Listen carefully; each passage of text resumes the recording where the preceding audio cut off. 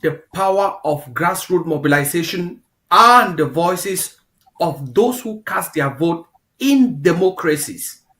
I should emphasize, in democracies. And for Amazonians that live in these democracies, we could take a leaf out of what Palestinians and other Arabs have done. Take, for example, in Ireland. For decades, Palestinians have enrolled into different political parties, be it Fine Gael, be it Fianna Fáil, be it Sinn Féin, be it the Labour Party. They are majority in the Labour Party in Ireland. And through their grassroots participation in political activities, such as leafletting, such as canvassing, such as paying their membership fee and being present in rallies and supporting local parliamentarians and local political actors' activities, they have been able to state their case when Israel decided to retaliate forcefully, disproportionately to the attack by Hamas. And that has turned all political parties in Ireland to listen to their grassroots. Why? Because they know the grassroots provide them with support. They know the grassroots keep them in power and they can vote or not vote for them in elections. And as such, their policies and their posture has been determined by these grassroots. Take, for instance, other countries within the EU where you have these Palestinians and Arabs present. I call Arabs in quote, people from the Middle East who are sympathetic with the Palestinian cause. They have enrolled in political parties, even in the UK as we speak. And that has also engineered a call for elections in the UK, although the UK is a staunch ally of Israel, having been the colonial master of Palestine. So what are we going here? We are simply demonstrating how instruments of the UN have been unable to put pressure on Israel. Remember, there have been more than 20 resolutions in the UN putting pressure on Israel to recognize or to at least respect human rights, give back territory that was seized in the 1967 war. But Israel has frowned at all of these resolutions with disdain. Israel has been able to show non-commitment to all of this to a certain extent. I would say disregard the United Nations with the help of the US. But with this new community mobilization, or what we call the bottom-up approach in recognizing Palestine, the hope and the trajectory is that more pressure will be put on Israel, particularly the leadership in Israel, to listen to the international community, to recognize that Palestinians are a people, to recognize that Palestine has a territory with its border as in 1967, but also to recognize that Palestinians exert power in terms of Hamas and Fatah in Gaza and West Bank respectively. So that aligns with the three criteria of statehood that the president was talking. I think I yield for now without taking too much time, and I'll chime in again as we move on. Spokes, one moment before you get in, let me emphasize what the vice president has said is very important on the issue of a bottom-up approach, grassroots mobilization, and the Amazonian scenario.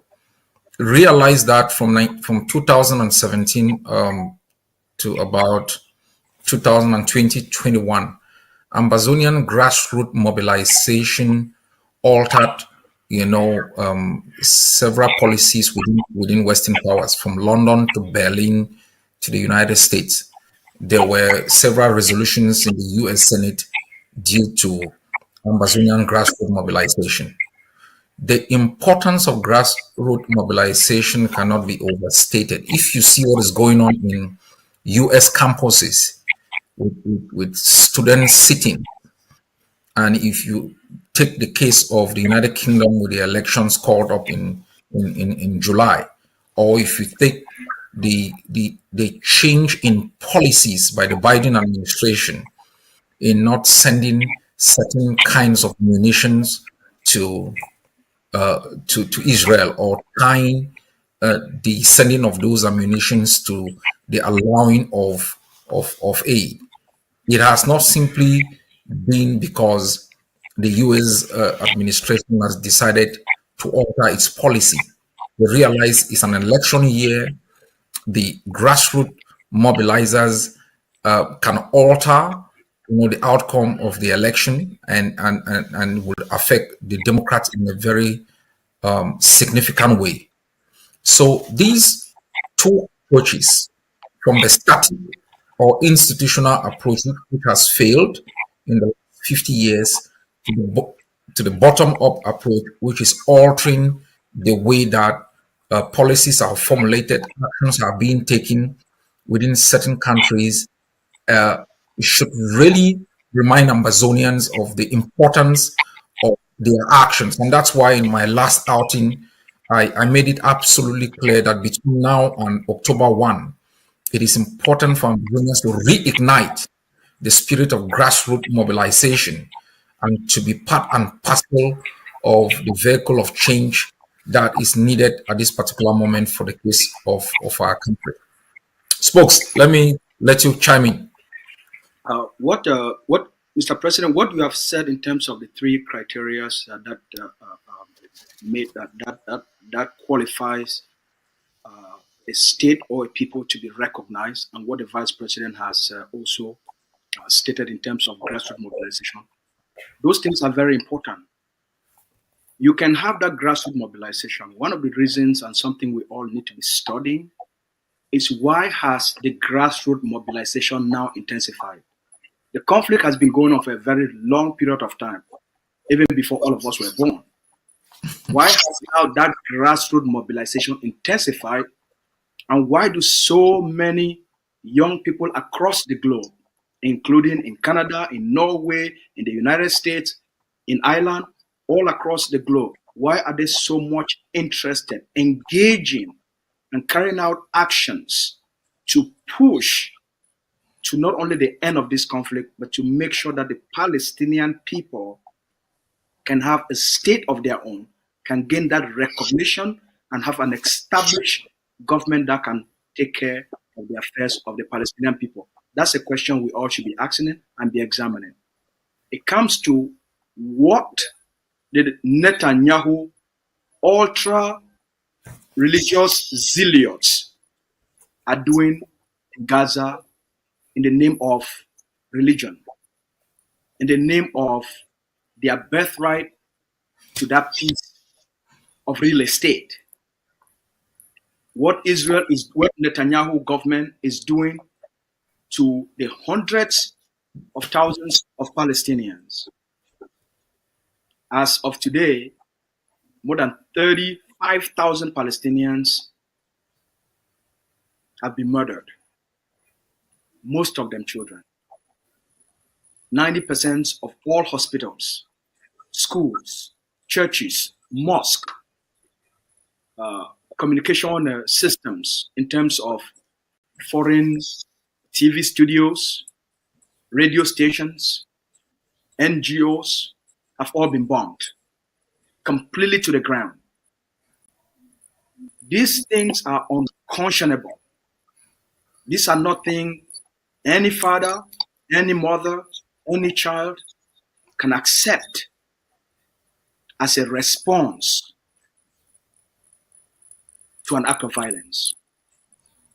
Israel has gone above and beyond and has lost even the sympathy it has enjoyed over the last maybe 50 years. The action of Israel, or the reaction of Israel, to Hamas attack of October 7 has changed global perception of what Israel is, what its aims are, and Israel has proven itself to be, the Netanyahu government has proven itself to be not a country that is interested in either solving the problem, addressing the problem, but is interested to do exactly what Mr. Biya, the Cameroon terrorist military, the CPDM fascist regime are doing to the Amazonian people. It's the exact same thing.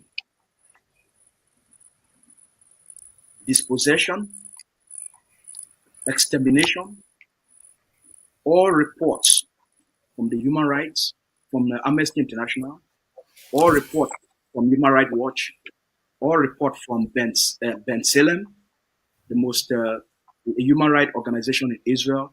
They have all pointed out that what Israel is doing, including the ruling in ICJ, the case between South Africa versus Israel in ICJ, all have concluded what Israel is doing in Gaza or in the Palestinian territory constitute to act of genocide in order to exterminate the Palestinian people to possess the land.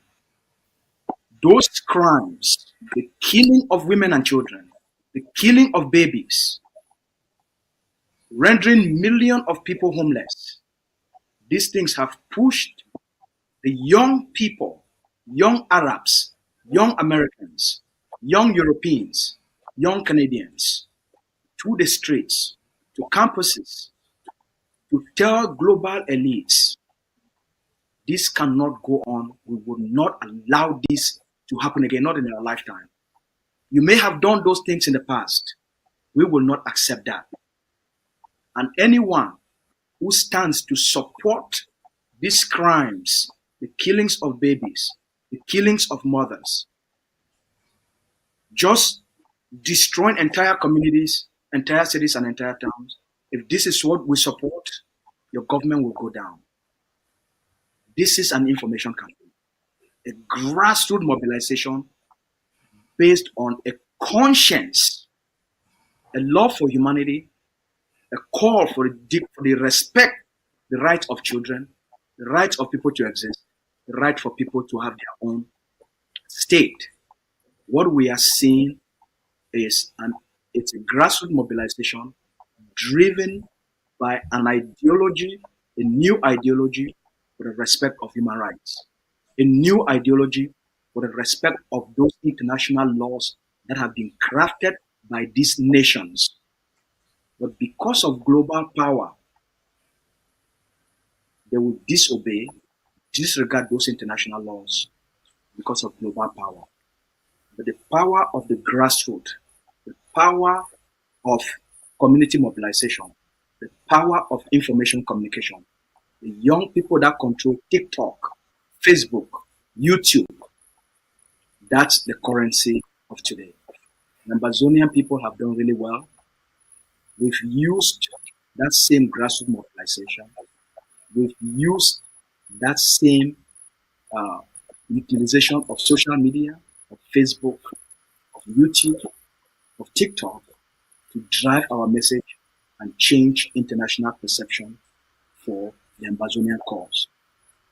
And I think as the Vice President has stated, as the President has also stated, if our people can reignite the power of the grassroots, if Amazonians in the diaspora can show that love, the suffering of our people on the ground, can show the sympathy and compassion for what our people are going through, the killings of our people, the burnings of our home, the destruction of who we are as a people, if diaspora can reignite that love and not let stupid political policies, not let corruption by failed leaders, not let movements that have died to disengage them from what matters to our people and for what our people have been fighting for, I think we'll do very well. And I think the president is doing a great job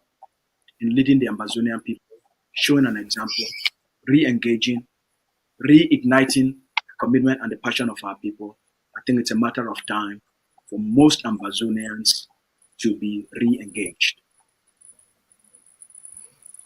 VP, let me transition to you.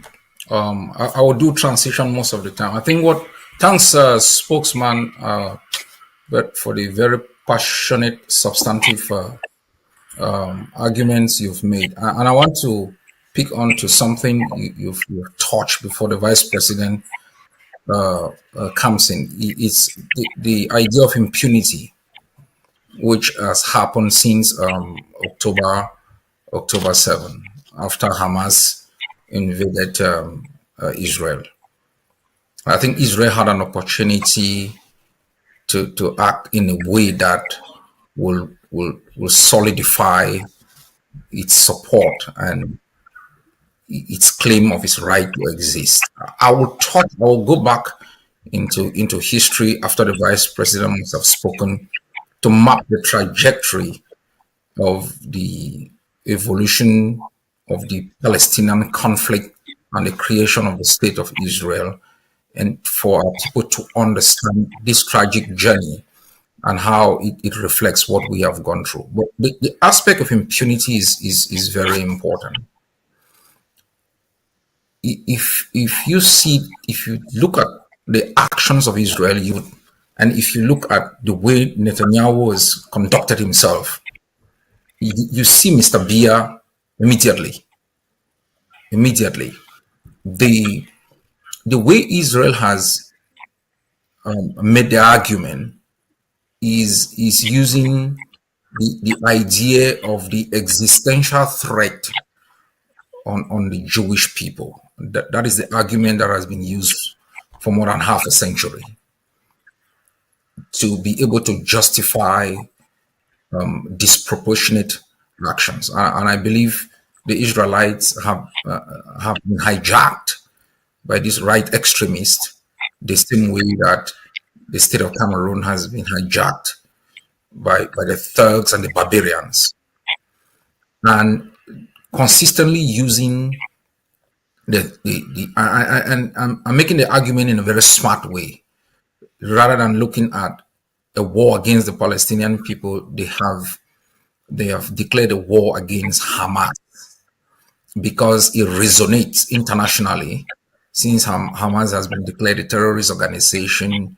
Its methods too has been very questionable, and so Israel thought it could get away with carpet bombing, the kind of Dresden approach to bombing an entire city. And why I want to touch on this is because it relates very strongly to the idea of self-determination and to the concept of recognition.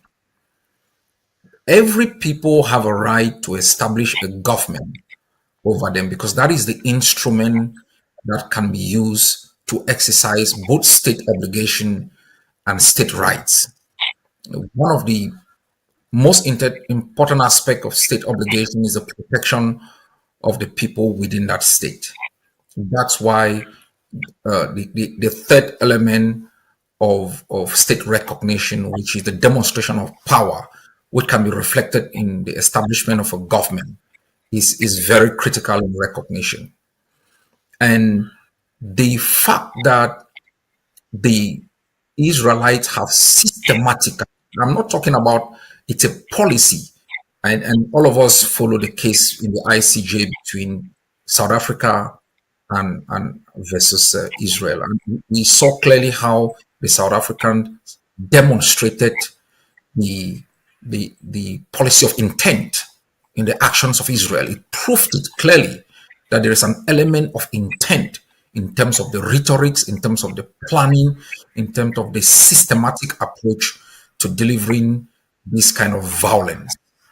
And I think, and you're right, that when the grassroots, because forget about the static systems, the institutional approach that should be able to invoke the right of recognition of the state and the government in order to give them the chance to protect their own people.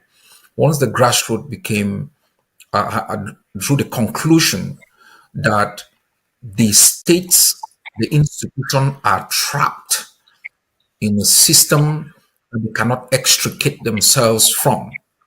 Then they now use what the vice president has raised here, the power of their vote, the power of their wallet, the what you have raised about the TikTok, Instagram, different medium through which they could influence policy, influence others, and call Israel's bluff. It empowered different countries to be able to recognize Israel. But let me conclude on this. And this is very important.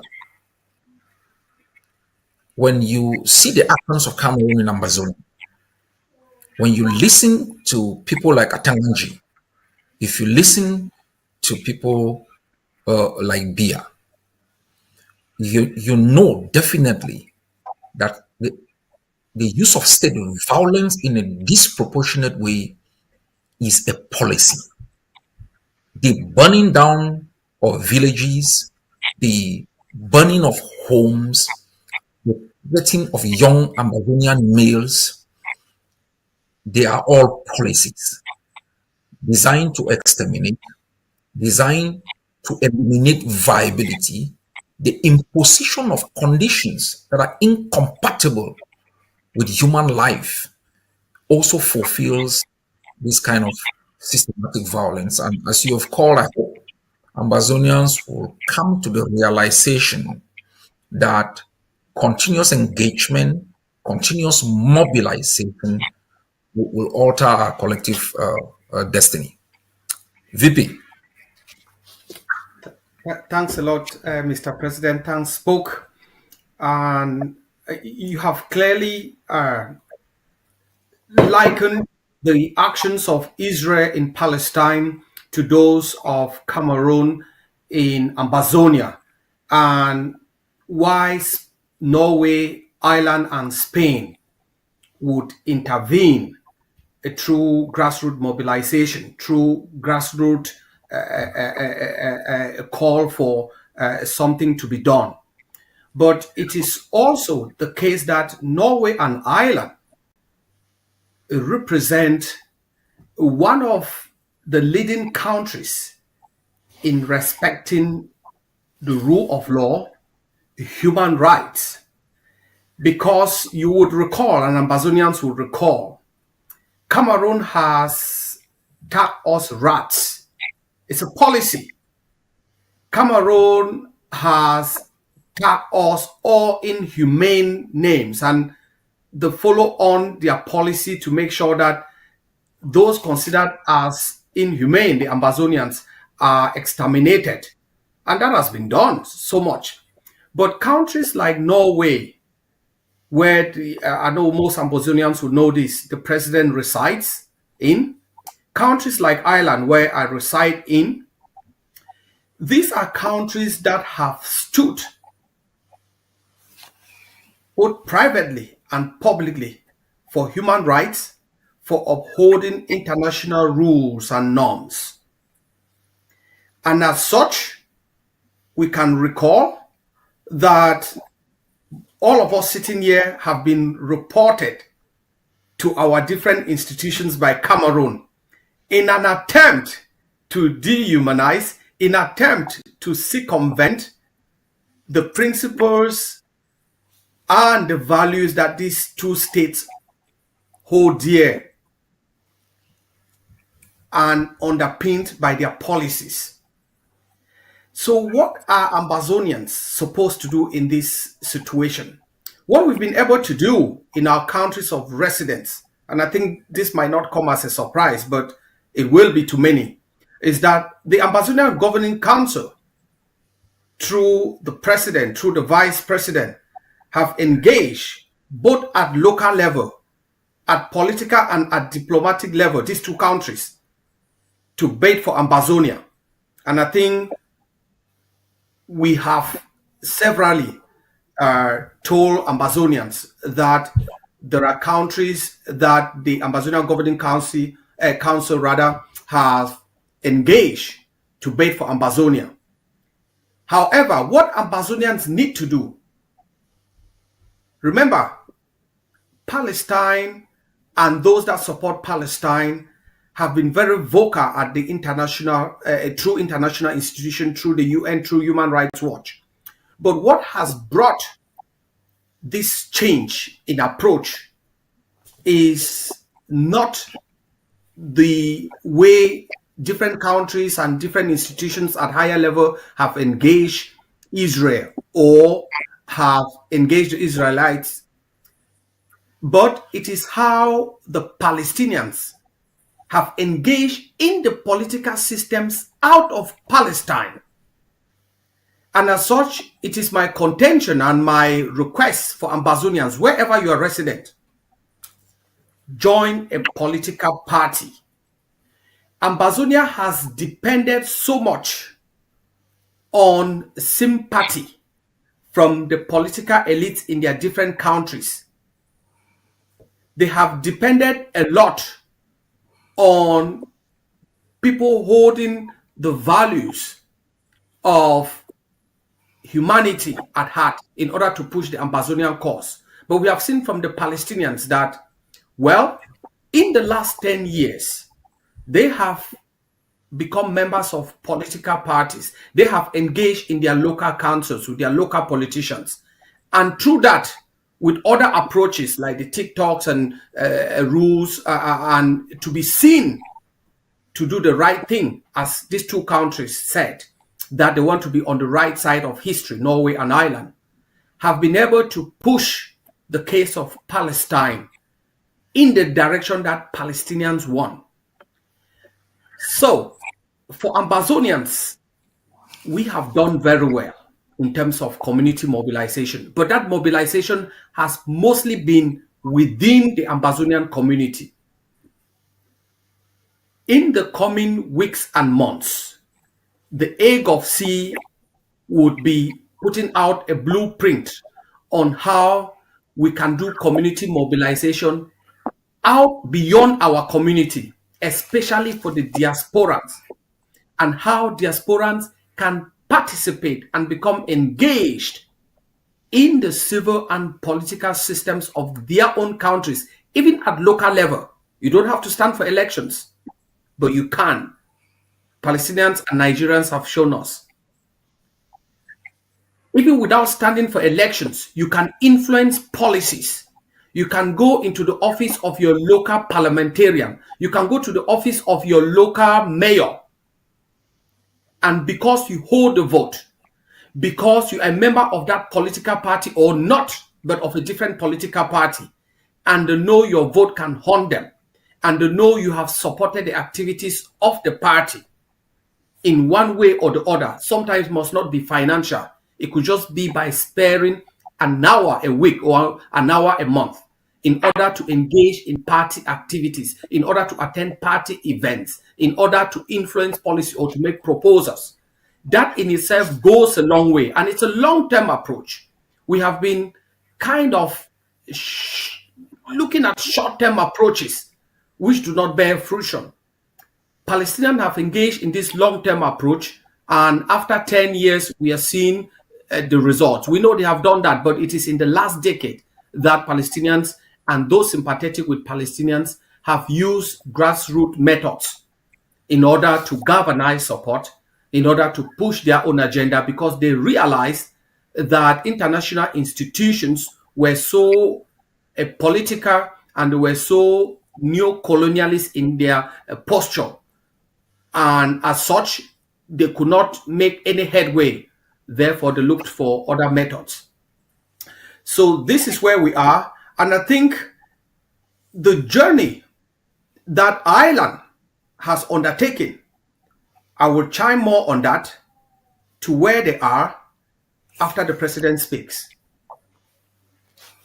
Thanks a lot, VP.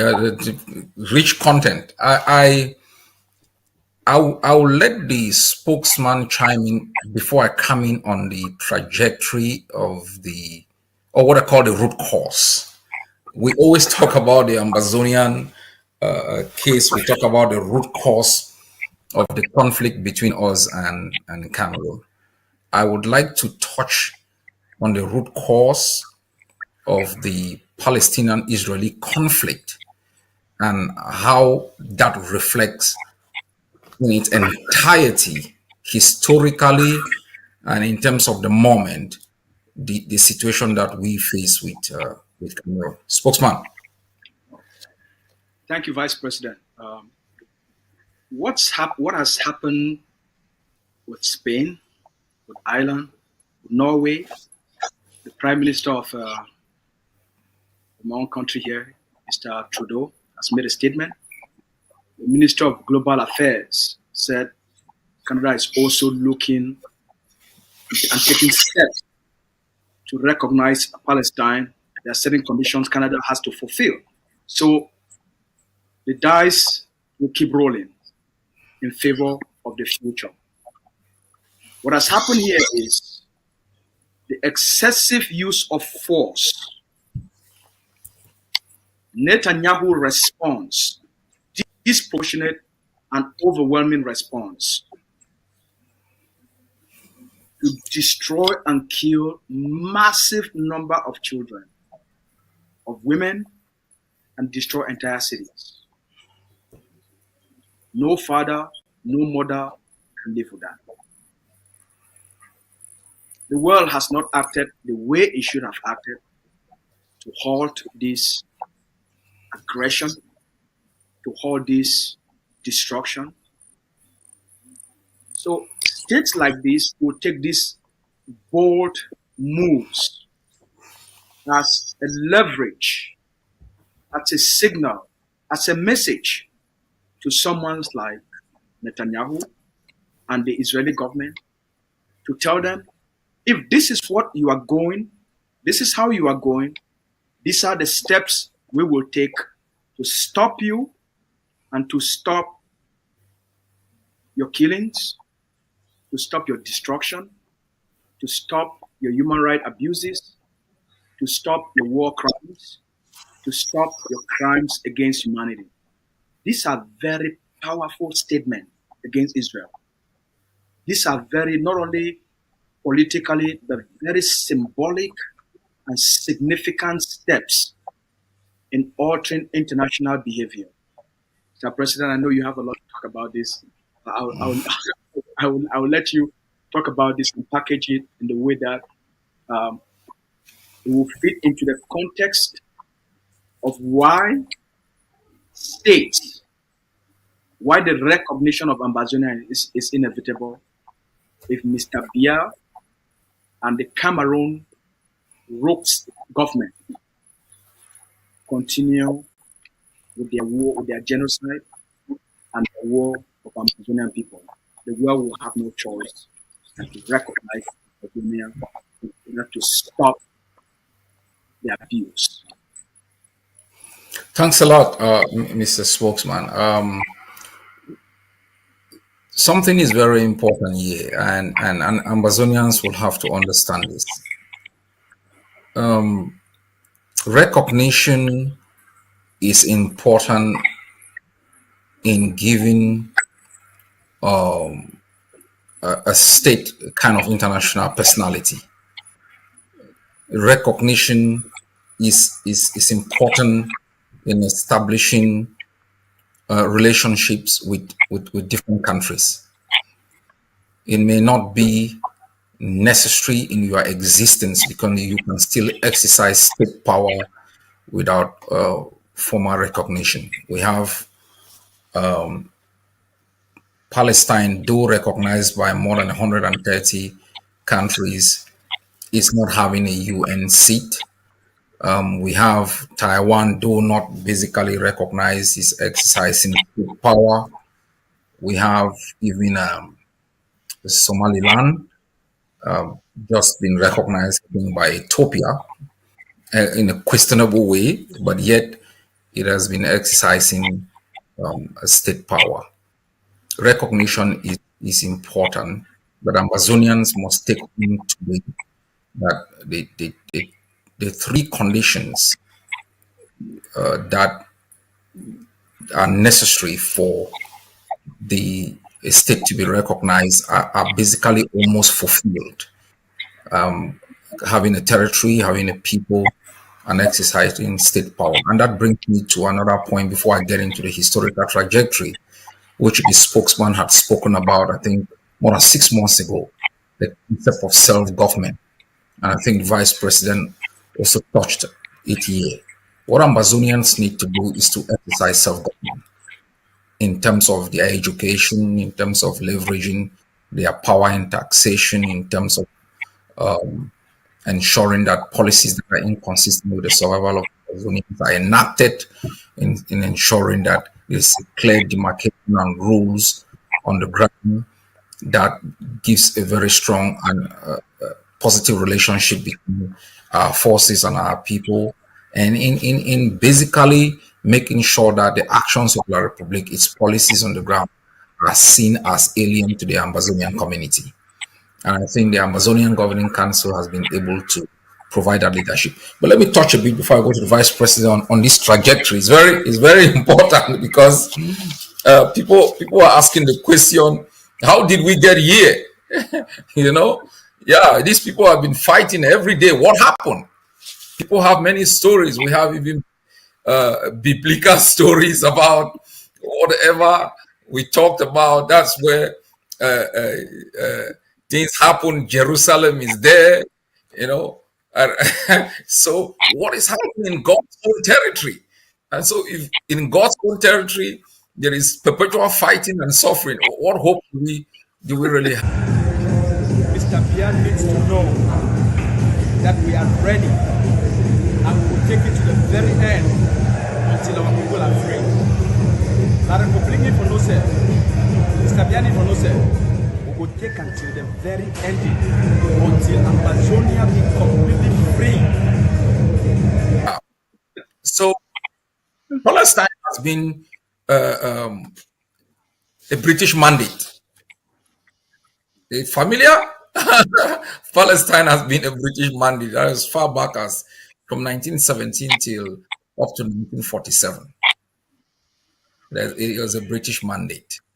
What is called today Palestine and Israel was known as Palestine, was a British mandate. So what happened? And that brings me to what I call every mandate should lead to self-government and independence. Why didn't it happen for Amazonia? Why didn't it happen for Palestine? There is an important letter here I would like to read. And first, let me state clearly the root cause of the Palestinian conflict is in what we call the Balfour Declaration. All right. Yeah. Yeah, the Balfour Declaration. Sir Balfour was a foreign affairs authority who addressed a letter on November 2nd, almost 1947, to Lord Rothschild. And he said, I have much pleasure in conveying to your own behalf and on behalf of the Majesty of Her Majesty's government the following declaration of sympathy with Jewish Zionist aspirations, which has been submitted to and approved by the cabinet, i.e., the establishment in Palestine of a national home for the Jewish people. This letter is the root cause of the conflict between Palestine and Israel. The United Kingdom, as the trustee, basically in sympathy with the pain that the Jewish people had gone through World War II, including the Holocaust, decided that Palestine was going to be divided into two, one for the Arabs and one for the Jews. And this led to what I call an Arab revolt and the Declaration of Independence by the Jewish component in 1948 and the establishment of the State of Israel. And that led to what I call the Arab revolt, massive displacement of Palestinian people. So this has been a war as far back as 1948. And so this is important because this is exactly what happened to Amazonia. Instead of granting us our independence, you know, first, don't forget the British also divided their own territory into two and then handed part to northern Nigeria and decided we were either going to be part of the Eastern House of Assembly or we form a federation with Cameroon. But what has happened that the conflict has been prevalent, that a solution has not been found. It is also because of the Israeli claim of the territory being their ancestral homeland and compromises being made by Israel to ultra orthodox radicals who have decided to continuously expand the territory of the Jewish state, claiming most of the territories of Palestine. The international community has recognized the borders to be the borders of 1967. And the reason why there has been reluctance in recognition has been because the international community has held that recognition should only come through bilateral negotiations by both parties. The essence of this approach has been that only through negotiations would the parties agree on a border that may not be the 1967 border that is recognized as the international border between the state of Israel and the state of Palestine. So the reluctance of the United States, Britain, and the others has been that a recognition of the Palestinian state is a de facto recognition of the 1967 borders because you cannot recognize the state without recognizing its inherent borders. And if they do that, it will go against the Israeli state policy that the 1967 border is a disputed border. And so the decision by these three countries is not only about this kind of formal recognition of the existence of the Palestinian state, it's also giving assent to the United Nations held position that the border between Israel and Palestine is the 1967 border. We have argued, and successfully so, that, and that has been also been upheld by the African Union Constitutive Act in its Article 4, that you cannot simply alter your border at independence. You cannot, as the spokesman said, and the Professor Carson Anyangwe has written about the principle of uti possidetis. You cannot simply dispossess a people of their land, which is exactly what Israel has attempted to do, making the contours of a Palestinian state that does not start from the 1967 border not viable. So if Palestine will agree that, okay, we are going to negotiate this border and it ends up that it is not going to be the 1967 border, the Palestinian state will not be viable. Similarly, Cameroon has used the kind of almost biblical argument used by the Israelites, their ancestral homeland, to claim that, somehow biblically, there was always one Cameroon. There was always one Cameroon. Listen carefully. I talked about the British mandate, far back as 1967. Don't forget, Amazonia was not even part of that so-called German Cameroon until 1887. between 1884 to 1887, when the Germans had taken over this territory of Cameroon, we were under the British, and we only fell within the German state of Cameroon in 1887. So the ancestral homeland that Cameroon has become the mother state, that it has the power to claim every other inch of that territory of Cameroon except that held by Chad, Gabon, Central Africa, and Congo. So Ambazonians should know that this is important. VP, let me not take a lot of time before you come in. Ambazonians must know this. The concept of statehood in its modern form is as young as 1648. The Westphalian concept of statehood. The concept of statehood in Cameroon and in Ambazonia is as old as 1960 and 1961. There has never been anything as the state of Cameroon. Never.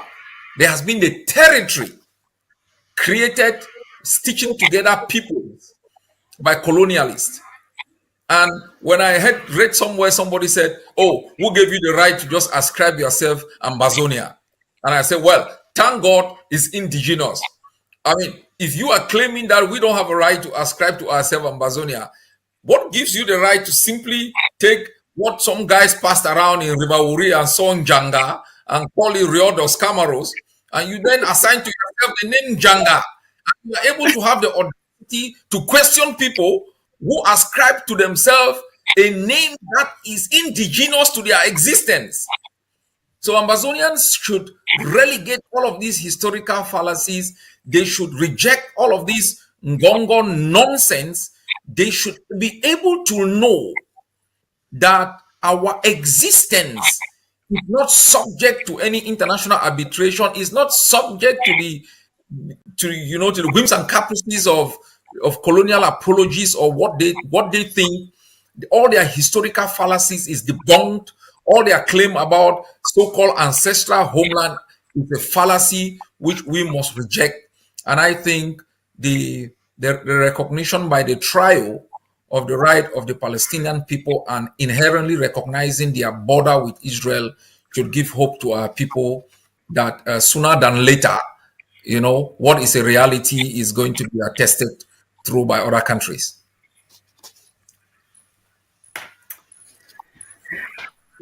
Rightly so, Mr. President. I think you have nailed it in explaining the concept of statehood and the relative youngness of the state of Cameroon and Ambazonia. And I will make 3 points. One, that the borders of Cameroon, the borders of Ambazonia, the borders of Cameroon, just like the borders of Israel and Palestine, are non-negotiable. The borders of Ambazonia are contained in the Milner's Treaty of 1931. So for Cameroon to claim part of Ambazonia is being short-sighted. The second point I'll make is that although the crimes of Putin are enormous in Ukraine, but the leveling of homes by Netanyahu, the killing of Mami Apia by Paul Biya, makes Putin look like a saint in front of these two barbarians. The third point I want to make is that Cameroon is shivering because, bear in mind, business people from Israel are the mentors of the brutal barbarian Biya in Cameroon. They are their trainers, they are their advisors, and they do everything for that genocide regime. And as such, this development in the international system to recognize Palestine by states and not yet formally by the UN is being watched by Cameroon. And it should be watched more so by Ambazonians, because just as you mentioned, the British are at the origin of the predicament of Palestine. The British are at the origin of the predicament of Ambazonia. The British were at the origin of the predicament of Somaliland. The British were at the origin of the predicament of Ireland. Today, Ireland haven't suffered as a colony of the United Kingdom, just like Ambazonia, decided to take up arms to fight because they were an indigenous people. They had their own territory prior to the Norwegians coming to Ireland, and the British only came after. And as such, the British fought to keep Ireland for 800 years. That's to tell you that the Irish fought for their independence for 800 years. But it never stopped any generation from claiming to become British. And nowadays in Ireland, even though we are neighbors, but if you talk about Britain or British, people just look at you as, are you kidding me? It is the same. It's to tell Cameroon, they are dealing with an ideology. If they kill General Efang, they have killed the body. But the ideals of Ambazonia are imbued in every generation, in the yet unborn. And as such, we will fight Cameroon to the last person to maintain our territory that has its borders. We will fight Cameroon to maintain our identity. We will fight Cameroon to continuously emphasize to them that the 2 cubes of sugar that you thought you're going to do away with them, dissolve them in your basin of water, they are going nowhere, because the Irish never relented their efforts. The Irish have, through their sufferings under the British, just like the Palestinians and Ambazonians and other people that were colonized by the British have suffered, decided that, well, after our independence, we're going to stand with those that seek for their own dignity. We're going to align with people that seek to establish their own political, economic, and social future. And as such, you would realize that the Irish standing for South Africa during the apartheid years and even post-apartheid, it is an open secret that the current South African constitution was drawn up in Talbot Street in Dublin. It is an open secret that institutions in South Africa were drafted in Dublin. And as such, Dublin or Ireland has always stood for the underdogs. Standing with underdogs aligns with Irish values of self-determination, of dignity, of upholding human rights. And to side with Palestine, even though they sided with Israel in the beginning, is a continuation of this deep-seated distrust for the British, because through their empire, through their colonial adventure, the British have been very good not to grant independence, but to grant what we call half-baked systems, or at times they just sell them off, like they did with the French in Ambazonia, where they sold Ambazonia to the French. But Cameroon and the French, your days are numbered. Once we start spending the liberation tax, Cameroon will know who owns Ambazonia. So from this little history of Ireland and how the Irish uphold the dignity of humans, how the Irish value a people, how the Irish resonate with how people struggle on earth, and based on their own experience of struggling under the British, that led to the Irish being at the forefront of granting Palestinians what they have longed for decades. That led the Irish to stand for Palestine. And what are we doing? And as I said, we are engaging with these countries, both at the higher level, but also at the local level. And we encourage every Ambazonia, wherever you are, to participate, to engage, not to petition, but to engage and influence. If you are outside, you cannot influence. You can only influence from the inside. If you do so wherever you are engaged, wherever you reside, you are going to have more political purchase in order to push Ambazonians' cause, in order to push Ambazonians' quest for freedom ever closer. I think the president can chime in more on the trajectory of Norway and how it came to this position. I hear. Reach one, VP, reach one. Spokesman, you have the last word. Once I speak, I'll give you the floor to have the last word. And Mr. President, I think let me chime in, and then you have the last word so that you can help us. Okay. What I wanted to add is that the conflict in Palestine. I did an outing about an 1 hour outing when this conflict between Hamas and Israel started.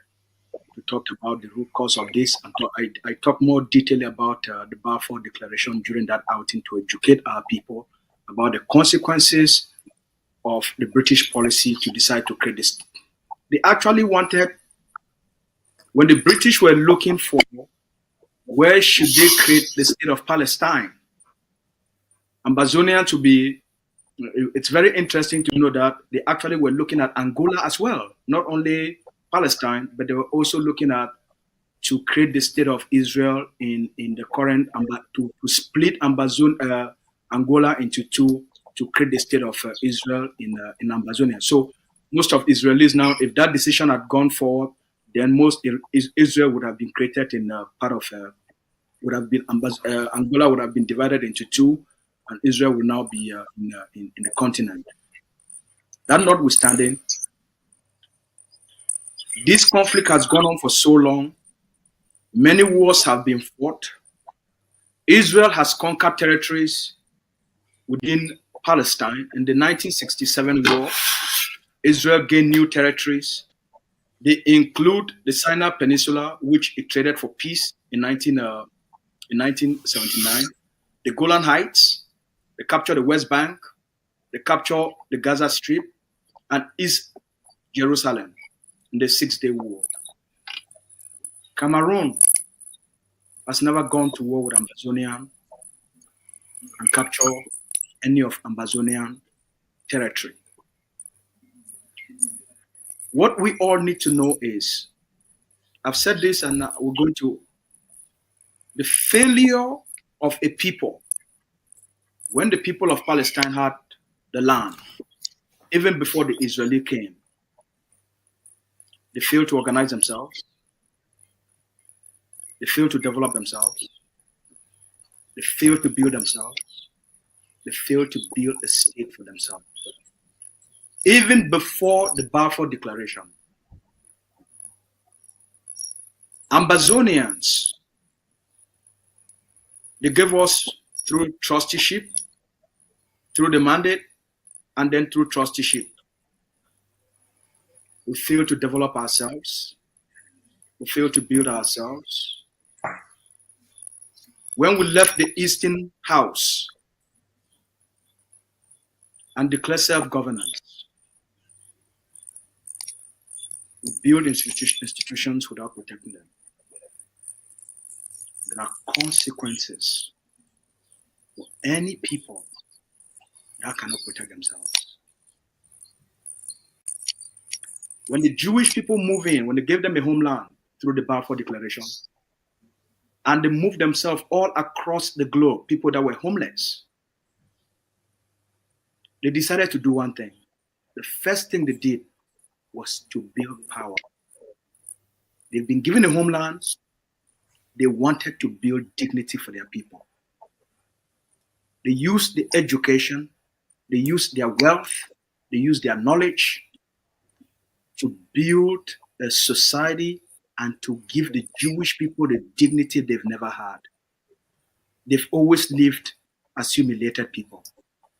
They used their pain, their humiliation, and they summoned a determination that has never been seen before by any other state. My appeal to the Amazonian people. Spokes, one moment before you go to your appeal, please.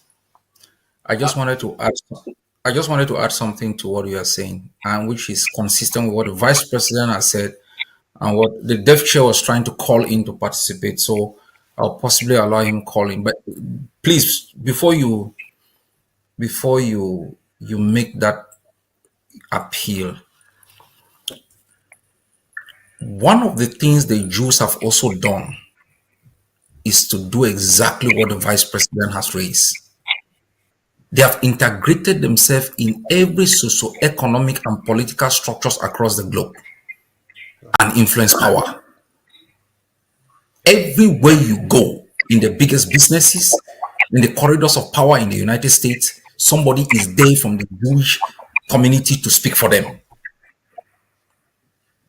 I just want to emphasize this point that the vice president is making in passing, that we should not adopt these short-term, shortcut approaches to our freedom. You cannot leverage power simply by petitioning. Go ahead, sir. That was my second point, but thanks for bringing that up earlier, Ellie. Is that the Amazonian people across the globe and on the ground, the Jewish people across the globe, even in Ireland, they have created what they call the Jewish lobby. It's the single most powerful organization in the world, including in the United Nations, including in the US Senate, in the US Congress. They influence every decision. Every president to be elected, you must stand up for the Jewish state or you will not be elected. I suggest every Amazonian should read a book written by Professor John Mearsheimer called The Israeli Lobby. It's the most powerful book written about the power of influence. So we should, as the president has said, we should not only build power on the ground, which is my appeal. We should help the Amazonian people. We should help the Amazonian forces. We should build power for our people. Our existence should never again be threatened by anyone. Not to talk of a cave people like Cameroon. We failed to do that when we left the Eastern House. Cameroon took advantage of it, and today we are paying the price. The Israeli had a chance. They gave them a piece of land. It says, this is your state. They have built what no one else has ever done in that part of the globe. Even though today they are abusing that power and they are abusing that influence. But the first thing they did was to make sure they are never threatened. That's why they are always insisting. They are using the threat that Israel faces as their own mobilization or their own communication strategy. We can also use the same, the threat to the existence of Amazonia. But for us, we must help our people to be able to protect themselves. We must help our people to be able to defend themselves. We must help our people to make sure that Cameroon never threatens us again. I know this is something the president has talked for so many times, but it's something we need to emphasize. It's very critical, even as we work towards recognition, our ability to prove to the international community that first, we can do the best we can with what we have, but that we have a dogged determination to make sure that the Bulu barbarians will never threaten to burn another 1,200 villages or kill another 40,000 Amazonians. That is our responsibility.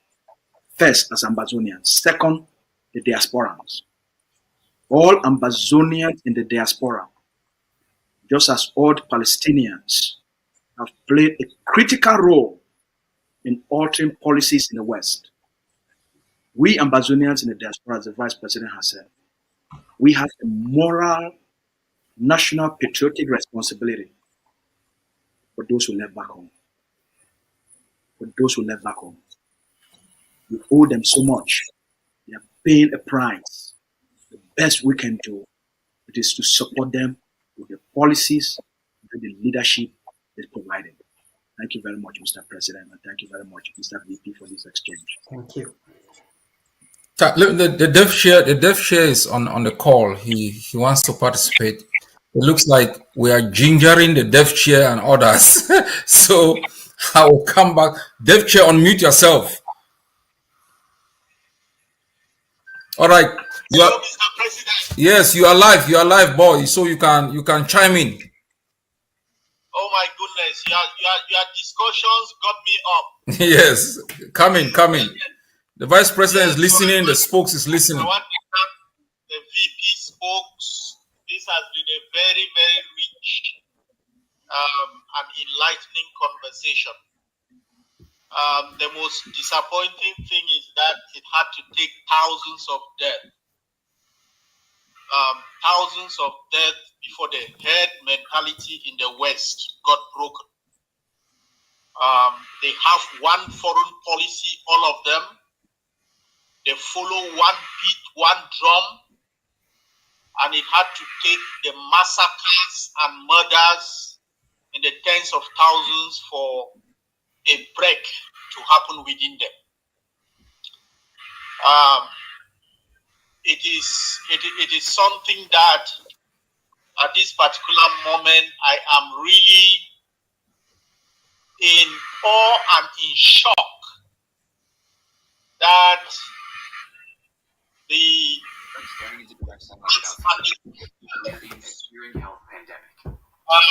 to allow American foreign policy to be decided at the Elysee Palace and Whitehall.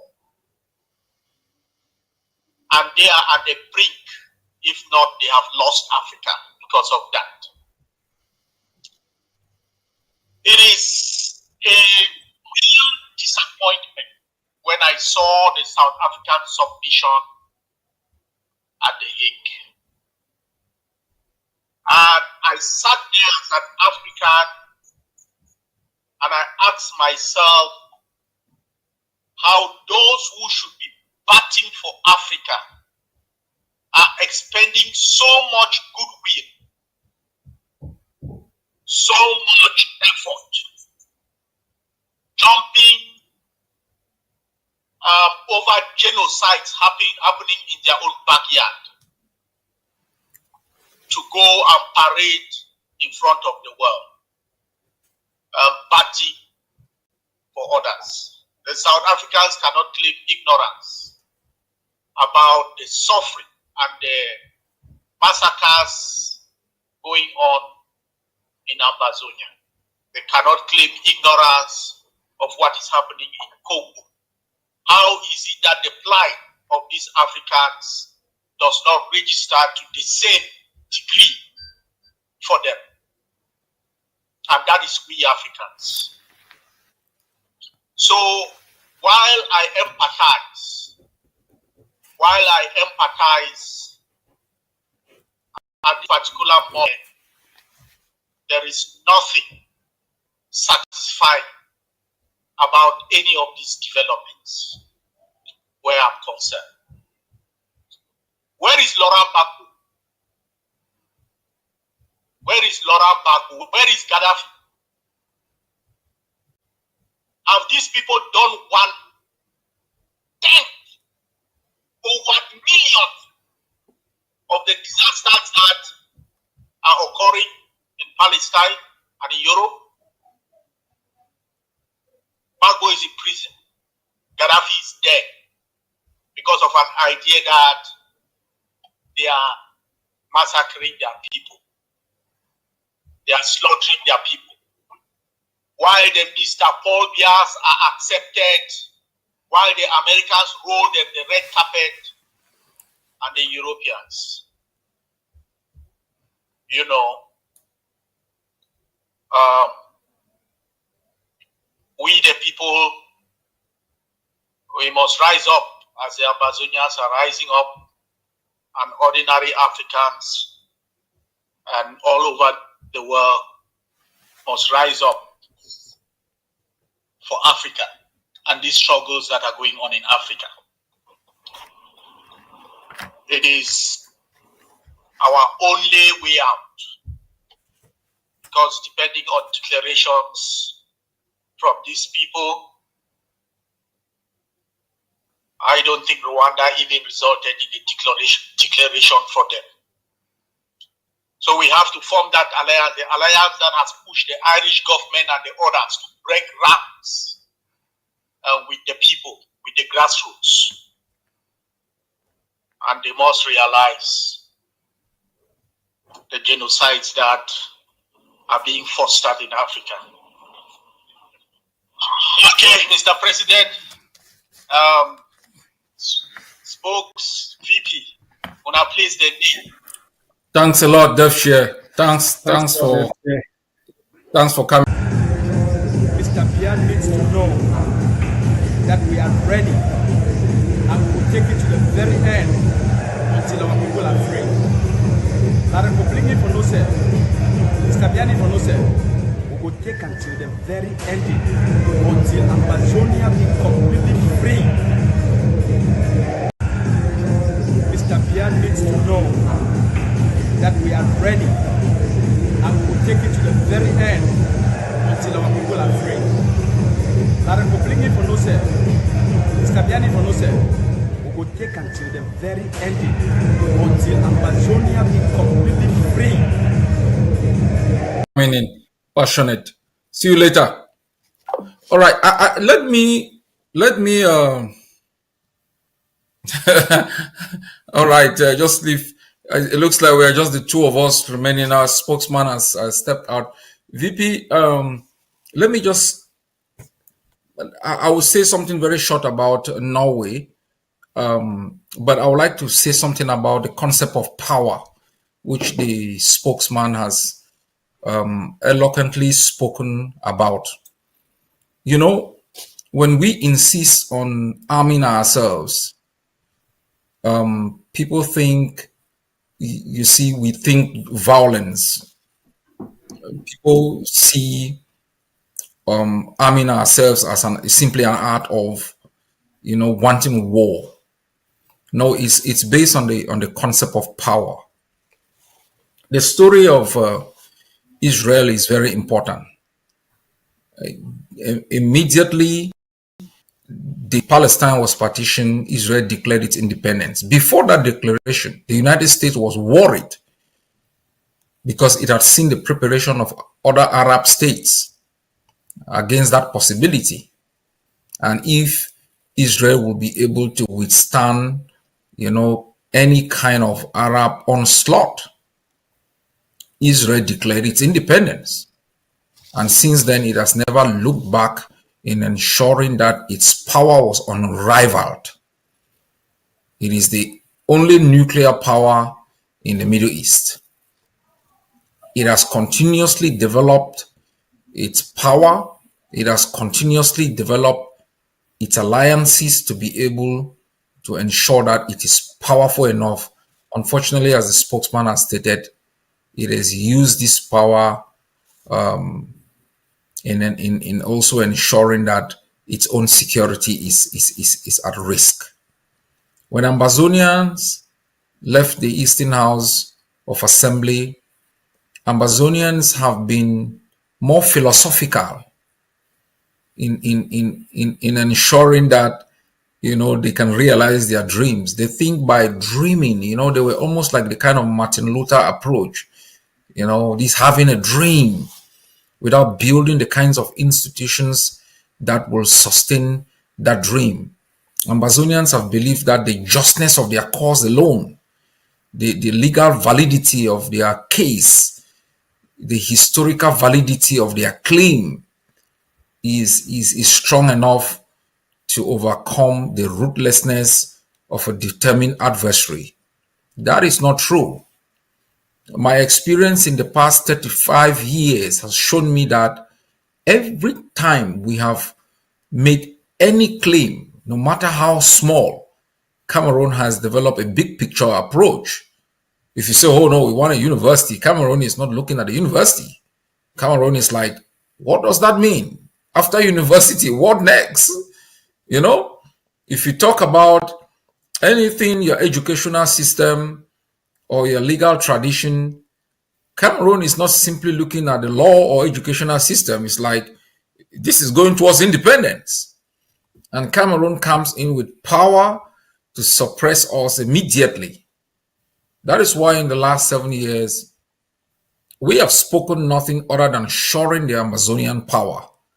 Because apart from living in a neighborhood of hawks, we understand that historically, if we had spent just 1 year strengthening ourselves, PowerCam would still be around.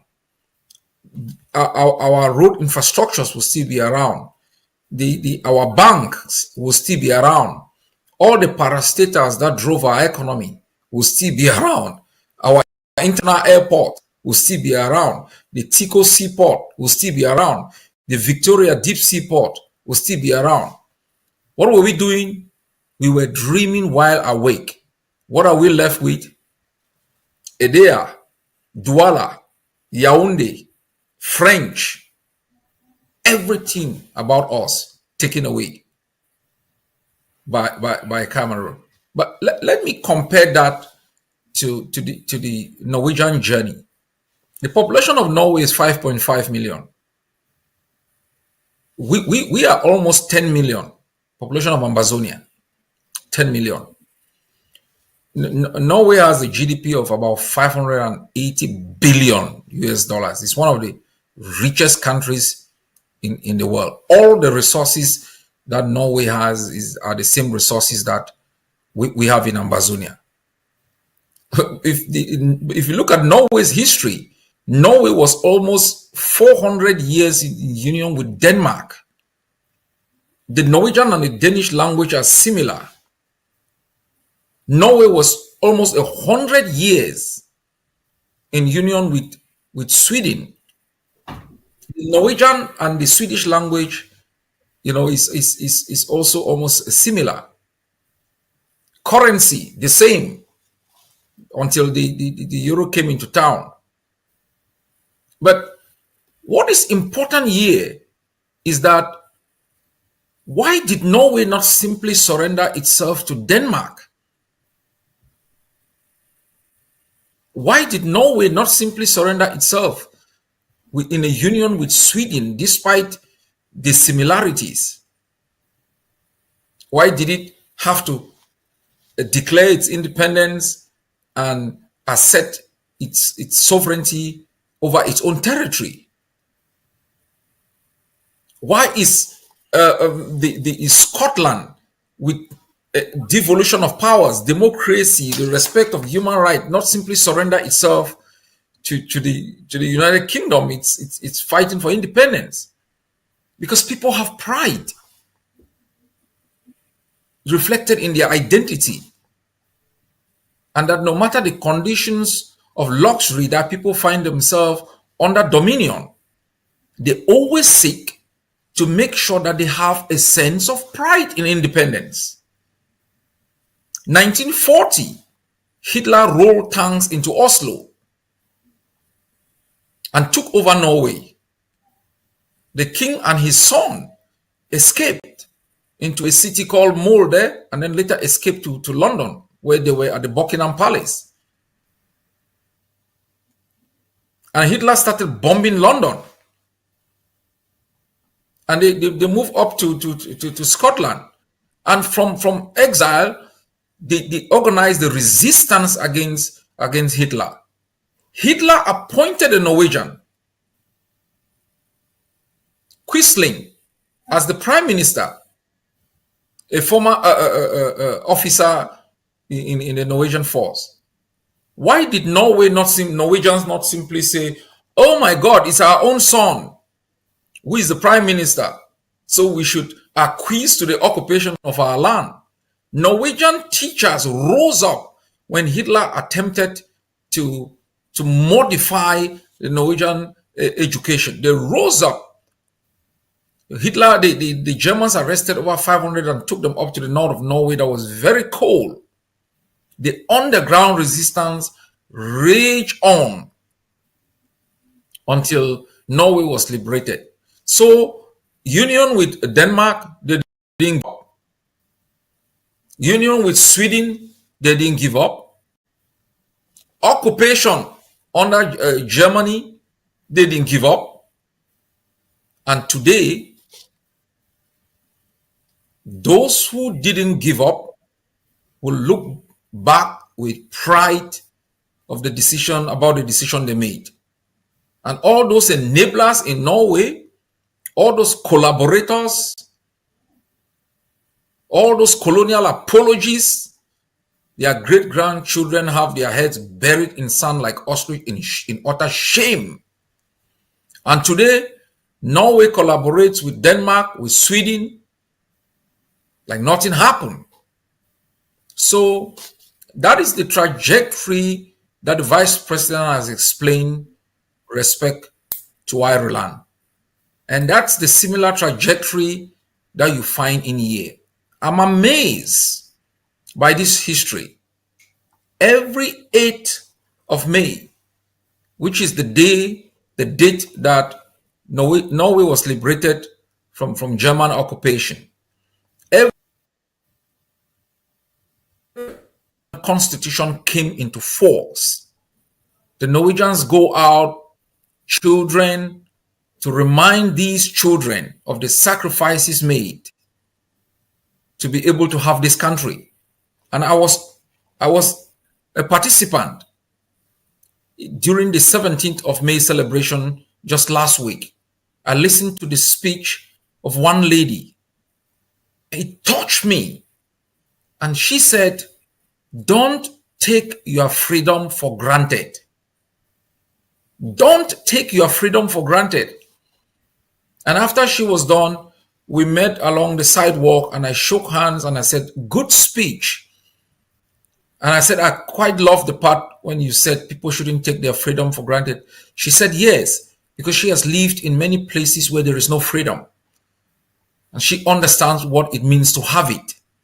And you can lose it within a twinkle of an eye."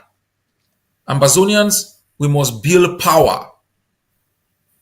We must leverage power in all its facets, and to be able to make sure that an inch of our territory is never threatened by anyone, any nation, any coalition, big or small.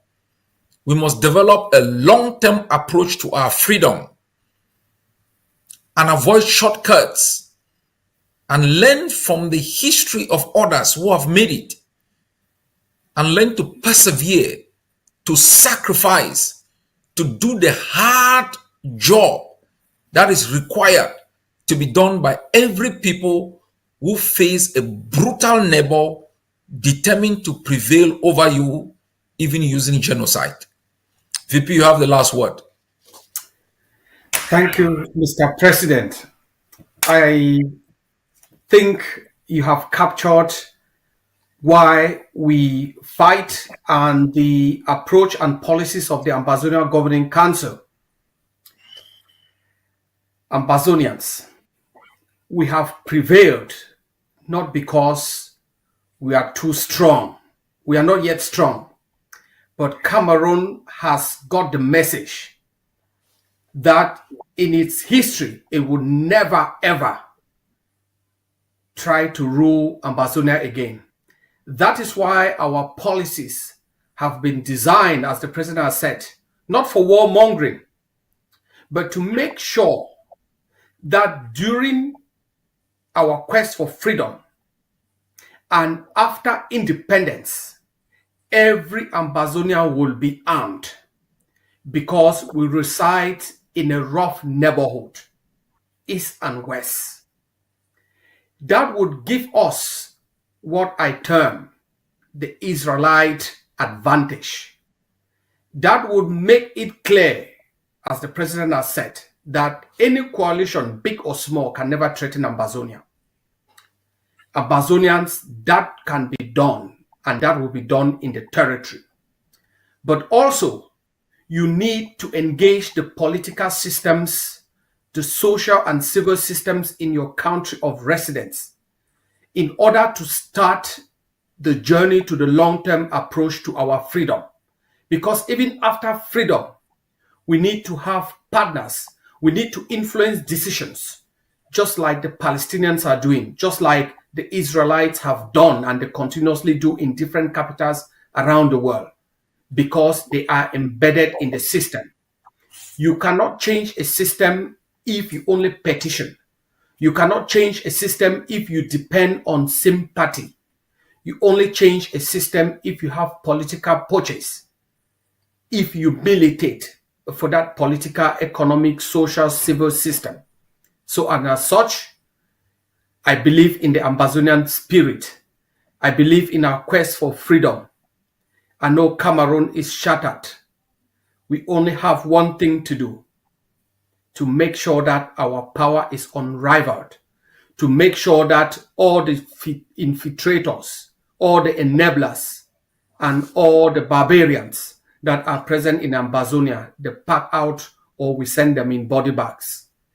Hail, hail this land of glory. Your place day. Your place over there. Oh, my place day. Shake, My shake. place day. Yeah, shake, I'm shake no for day. life. Yeah, Amber for life. Big time.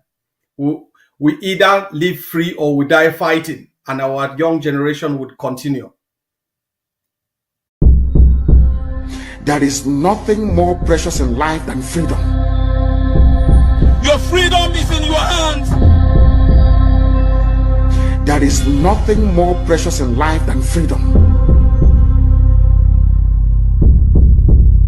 Your freedom is in your hands. I have come here as the commander of this revolution to let you know that we will defeat Cameroon. We will not only defeat Cameroon, we will make it impossible for Cameroon again to ever invade our land.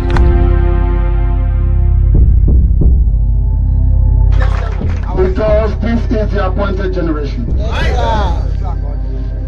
And we are going to see Biafra.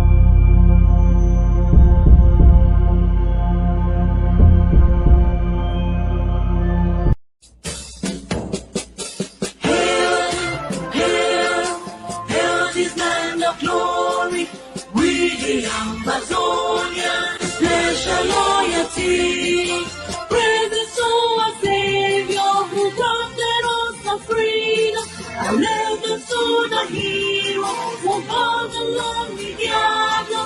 Glory to glory, we rise and never to fall. Here in a nation, flowing with the glory. Glory, glory, glory to the Father, for making you a nation, a joy forevermore. Ambazonia, land of freedom, you shall live in plenty, meeting our need. And your children shall be like the stars above.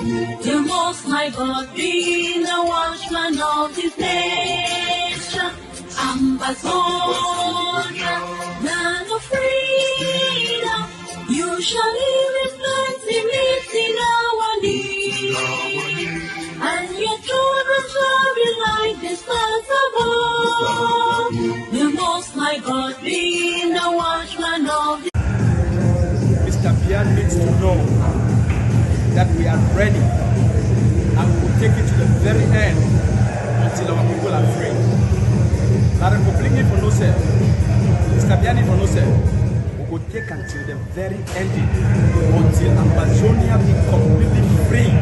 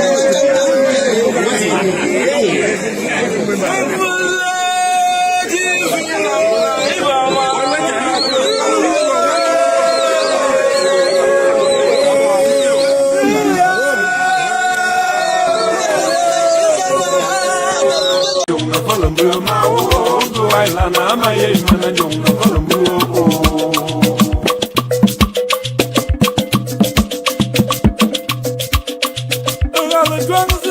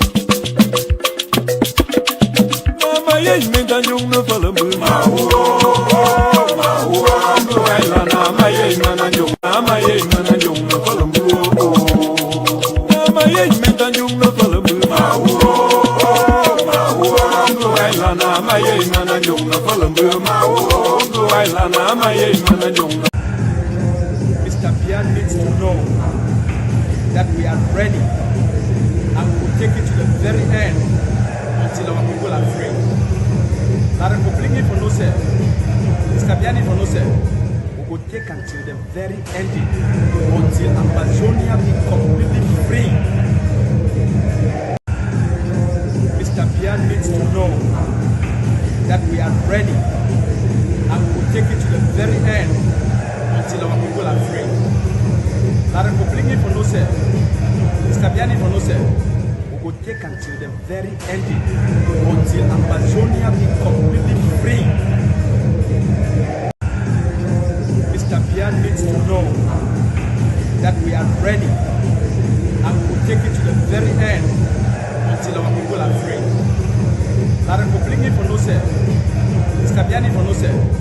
go take until the very ending, until Amazonia be completely free.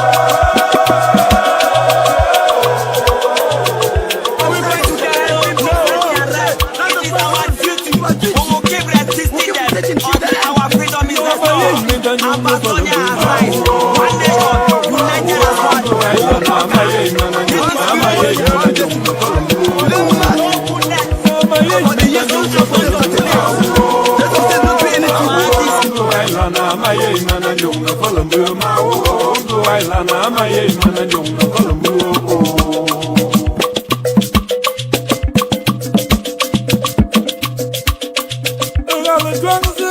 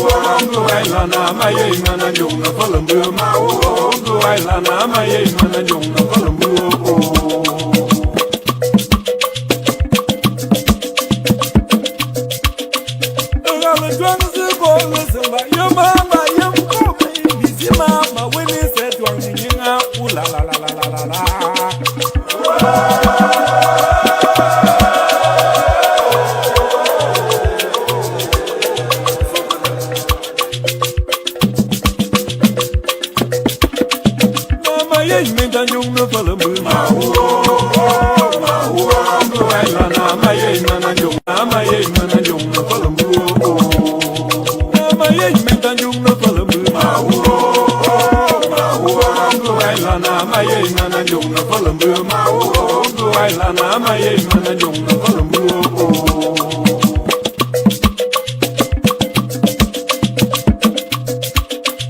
o la le twang se go le samba yo mama yo ko me bizi mama when he said twang nyinga u la la la la la la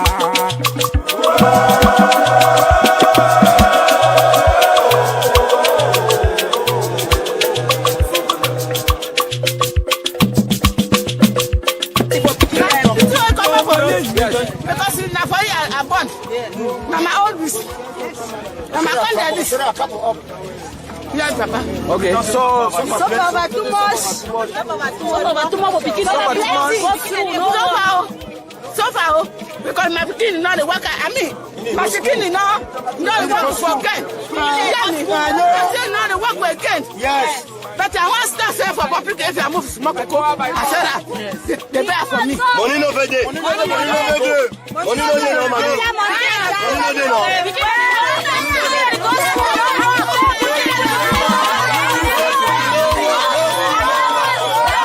once again, and the African Union, that we are not ready to die. Let them liberate the people. The people want to be liberated. An Englishman is a gentleman. We are asking for gentility. As a white man, we don't want war. We are asking for our liberation. Thank you.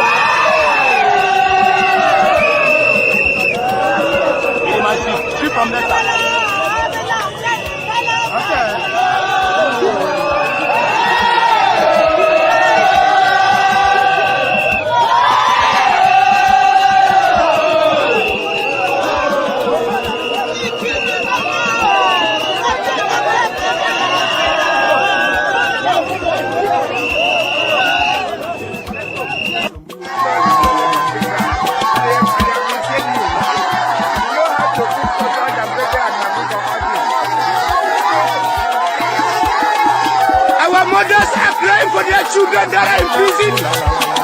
Therefore, they should release their children. This is our mothers from the mothers of the nation crying for their children who are in jail.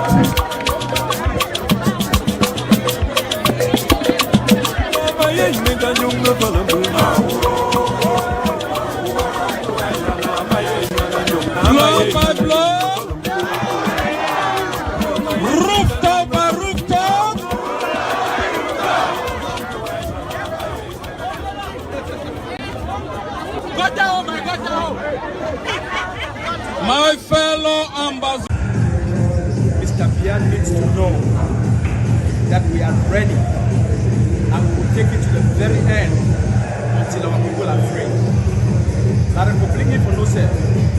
Mr. Bian for no go take until the very ending, until Amazonia be completely free.